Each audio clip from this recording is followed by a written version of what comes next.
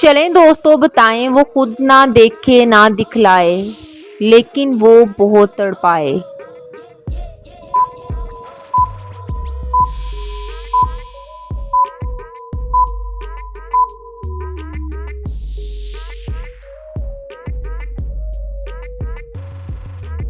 दोस्तों बहुत ही मज़े की पहेली है।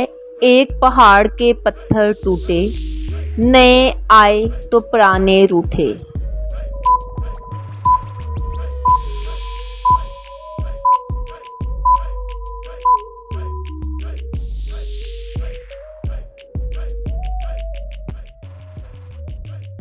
दूर देश से चल कर आया, बिन देखे सब हाल सुनाया।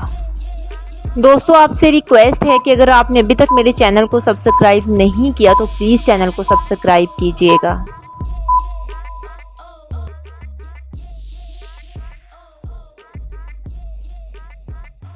दोस्तों ये बहुत ट्रिकी सी पहेली है, इसे गौर से सुनिएगा। चार खड़े चार बढ़े, एक एक के मुंह में दो दो पड़े।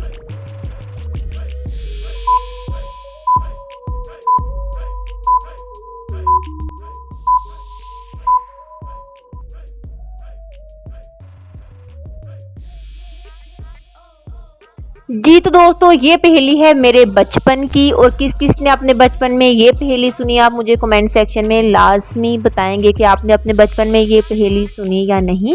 अगर आपकी उम्र भी है 20 से 30 के दरमियान तो ये हो नहीं सकता कि आपने ये पहेली ना सुनी हो।